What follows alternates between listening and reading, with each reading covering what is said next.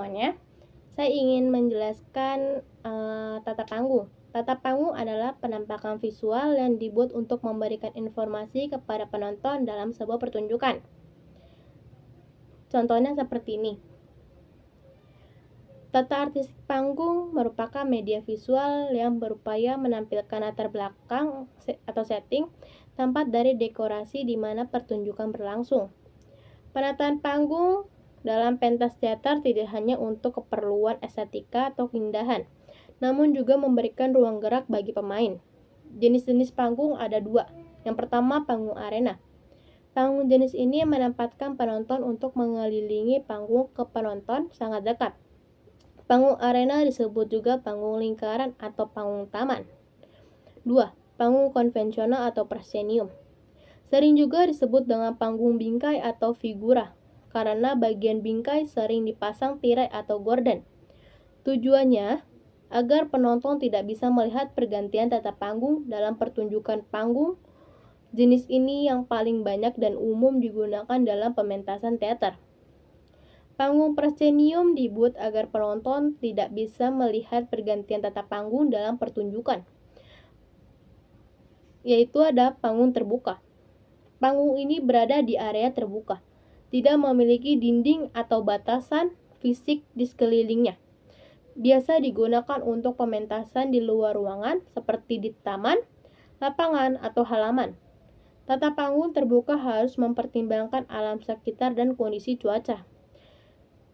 Unsur-unsur tata panggung yang pertama adalah lokatif, memberikan ruang gerak.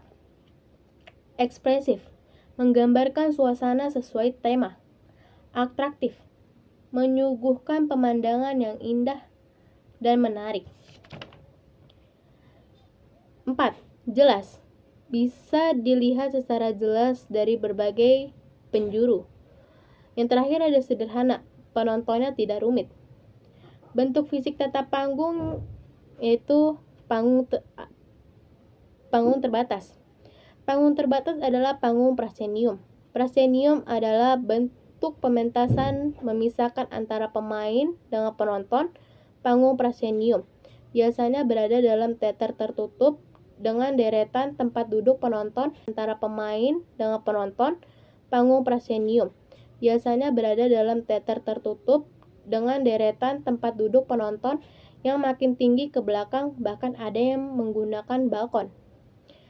Panggung tak terbatas, panggung yang biasanya digunakan untuk pertunjukan teater tradisional.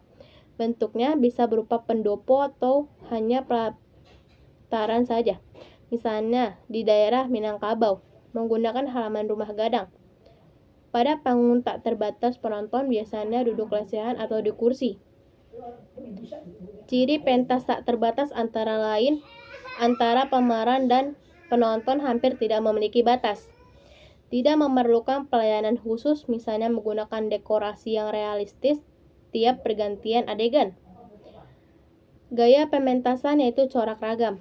Penampilan sebuah pertunjukan yang merupakan wujud ekspresi dari cara pribadi sang pengarang, lakon, dalam menerjemahkan cerita kehidupan di atas pementasan atau aturan-aturan pementasan yang berlaku pada masa ditulisnya lakon, atau konsep dasar sutradara lakon yang dipilih untuk menegaskan makna tertentu. Gaya-gaya pementasan. Yang pertama itu ada presentasional. Teater klasik mengadaptasi gaya presentasional. Pertunjukan dipersembahkan untuk penonton. Teater klasik Yunani dan Romawi. Teater Timur Oriental. Teater tradisional Indonesia, teater abad pertengahan, dan komedia dell'arte pada abad ke-18. Unsur-unsur gaya presentasional menampilkan ekspresi wajah, gerak, dan dialog secara eksplisit, langsung atau terang-terangan. Gerak para pemain di perifas, grand style menggunakan gaya bicara menyamping. Unsur-unsur gaya representasional realisme. Pada abad ke-19, berkembangnya ilmu pengetahuan dan teknologi, para seniman teater berusaha dengan keras mewujudkan gaya realisme dalam pertunjukan teater. Gaya ini menampilkan kehidupan nyata di atas pentas, sehingga apa yang diselesaikan oleh penonton seolah-olah bukanlah sebuah pentas melalukan potongan cerita kehidupan sesungguhnya. Tata risik panggung pada gaya realisme ini benar-benar menyerupai situasi sesungguhnya. Unsur-unsur gaya realisme. 1. Aktor saling bermain atau beranggapan seolah-olah penonton tidak ada, sehingga mereka benar-benar memainkan sebuah cerita yang seolah-olah nyata atau kenyataan. 2. Menciptakan dinding keempat, the fourth wall, sebagai pembatasan imajiner atau khayalan antara penonton dan pemain. 3. Melakukan dialog menyamping, aside, dan membatasi melakukan monolog dialog sendirian.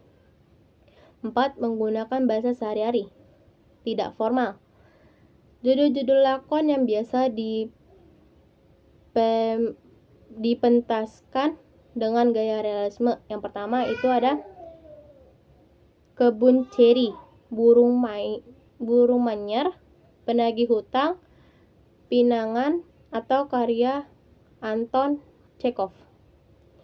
2. Hedda Gabler, Hantu-hantu Musuh Masyarakat, itu karya Henrik Ibsen. 3 itu Senja dengan Dua Kelelawar, Penggali Intan, Penggali Kapur, karya Girjo Muljo. 4. Titik-titik hitam, karya Nasjah Jamin. Yang kelima, Tiang Debu Malam Jahanam, karya Mutinggo Boesje.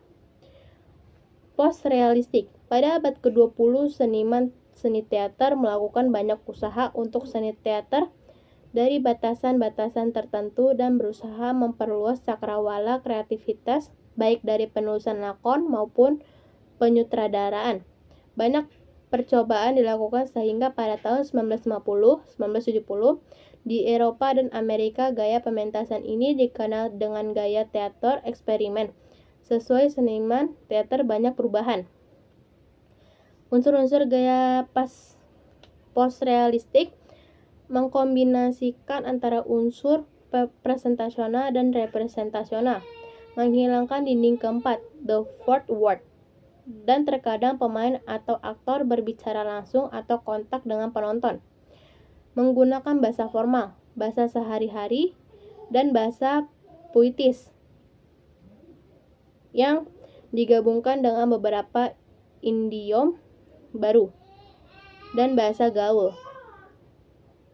Seperti realisme, menggunakan properti imajiner atau tata dekorasi yang berganti-ganti di kehidupan penonton. Fungsi tata panggung. Yang pertama ada suasana. Suasana mengarah pada emosi yang ditampilkan oleh lakon secara dominan. Penonton panggung harus mampu menambahkan elemen pendukung yang mampu memberikan kesan suasana dan semangat lakon yang ditampilkan.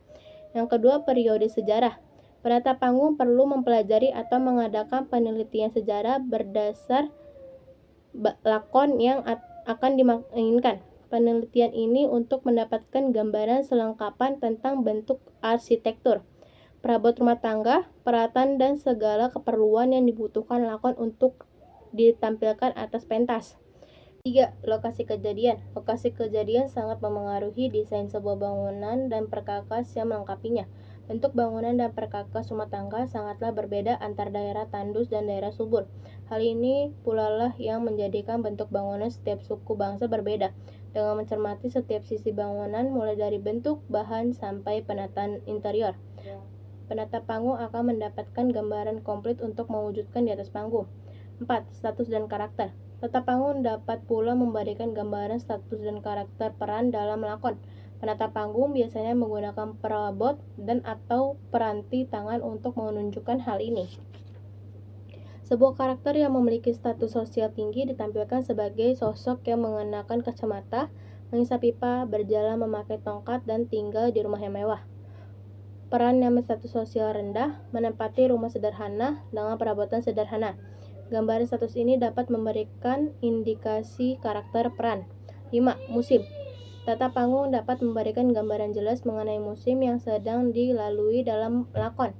Penggunaan warna, perabotan sehari-hari, serta peranti lain dapat dijadikan pedoman untuk mengetahui musim yang sedang berjalan. Begitu saja, cukup sekian. Wassalamualaikum warahmatullahi wabarakatuh.